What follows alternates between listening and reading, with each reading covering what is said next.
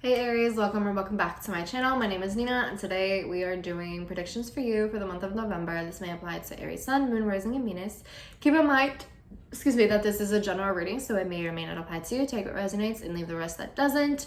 If you want to book a personal reading with me, you can do so at Sinfulpluto.com. If you want to find me on social media, you can do so on Twitter and Instagram at Sinfulpluto. With that being said, let's go ahead and get started.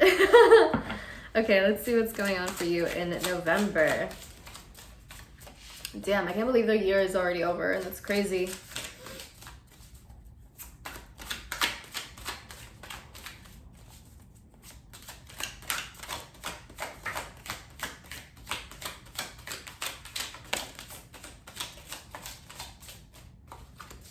Alright, we have two cards that fell out.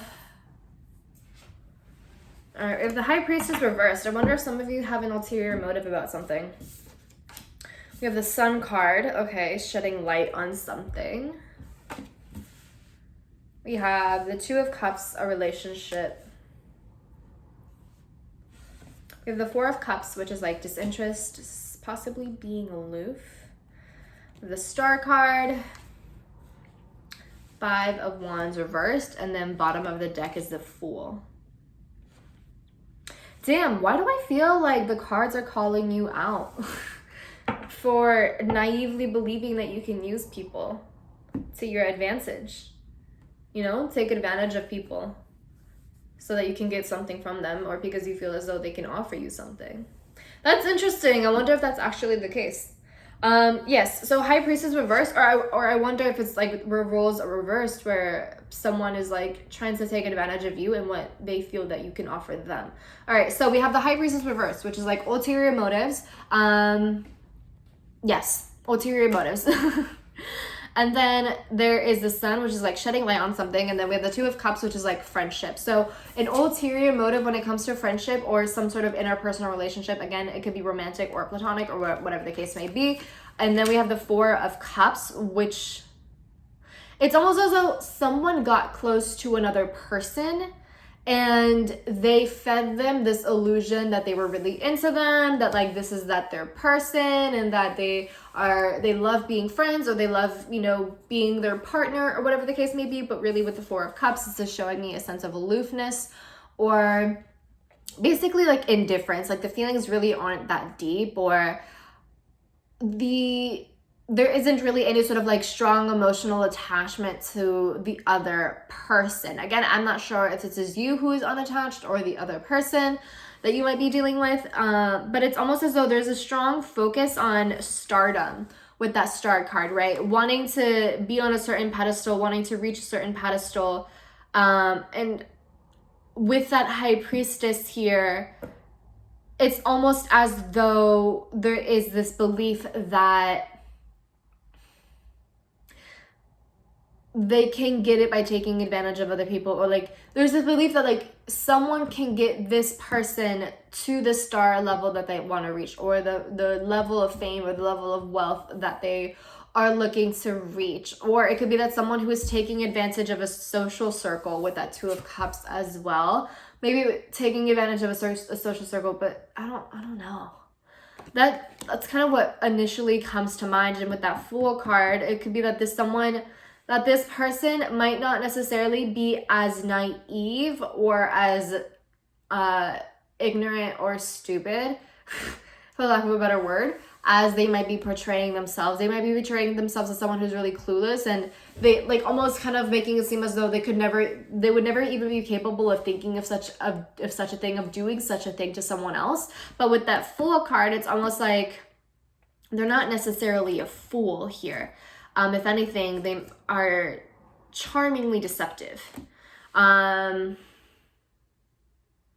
they actually know a lot more than they're letting on, or they are a lot more aware than they are letting on here. Okay. And then, right, Eight of Pentacles reverse is like superficiality, doing something for superficial reasons, possibly caring a lot about their image. And then Magician reverse is like someone really charming, someone who's deceptively charming, someone who uses their charm to manipulate or to get something that they want.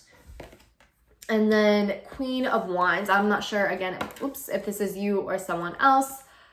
But Queen of Wands, someone who's really determined, someone who's possibly really competitive, and they are not going to give up until they get what they want, until they actually achieve this level of stardom or whatever it is, like whatever they feel that their purpose is. And then we have the Five of Wands reversed, which is, it's conflict. I'm not sure if this is like inner conflict or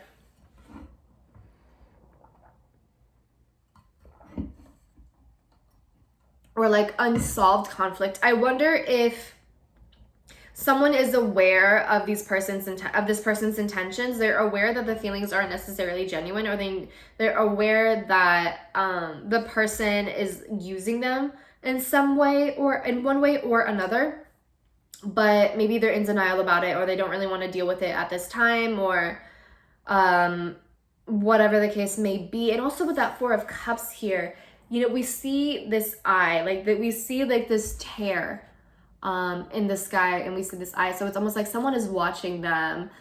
It's almost like they see someone for who they really are, if you will, but maybe still want to ignore it. I also wonder if in November with this Star card, this is kind of like showing a sort of expose, if you will, like someone being exposed for their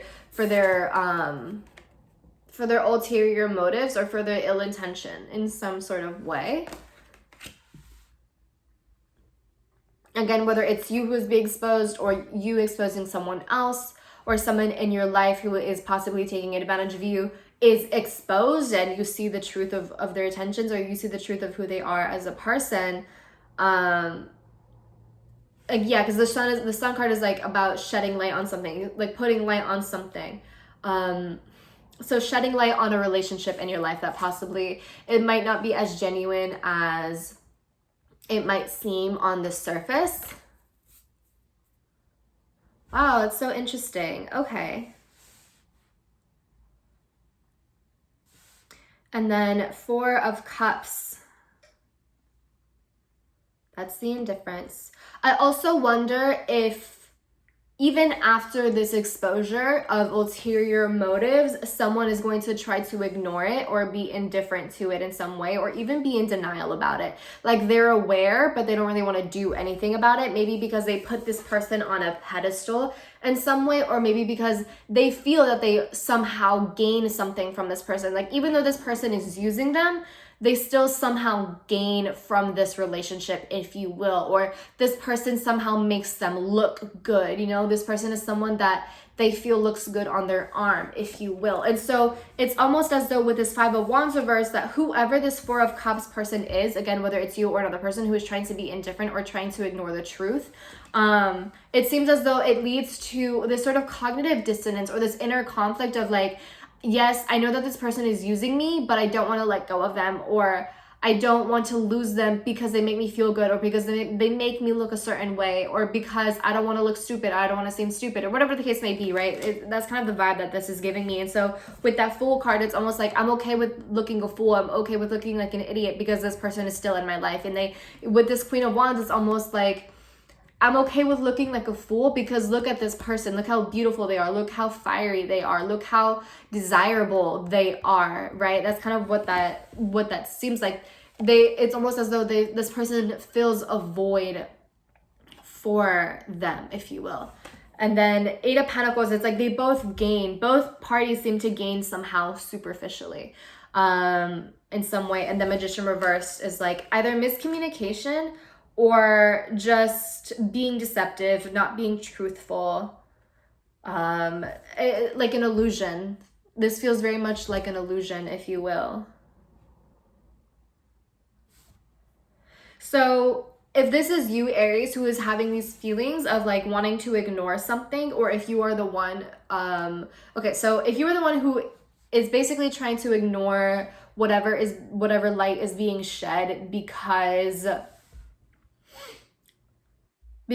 like you want to keep this person in your life, and you're having that inner conflict or that cognitive dissonance because of that, it might be worth journaling about, or venting to someone about these feelings, and why you feel as though this person fills a void in your life, and what void does this person fill in your life to begin with, and how can you work around that? How can you work on filling that void with something a little bit more long lasting, rather than a temporary person in your life? What is the actual fundamental issue here that needs to be acknowledged, and what are you willing to do to face that issue and to deal with it and to heal it? What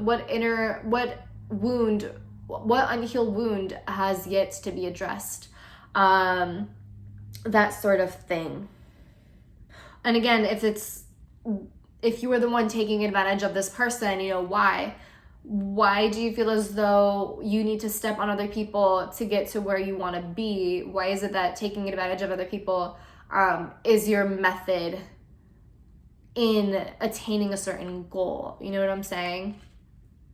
And what do you ultimately gain from that? And with this goal, do you really feel as though this is something that is going to be fulfilling for you, or is it just something to fill a void within yourself as well? And is it something that fulfills a deeper need within yourself that has yet to be addressed, if you will? That sort of thing, yeah. So, yeah, I mean, I guess that's all I can really say. I mean, to be honest, like, I don't know what else to say beyond that. So I hope this was helpful. I hope this resonates in some sort of way. That being said, good luck. And I guess I'll talk to you later. Bye.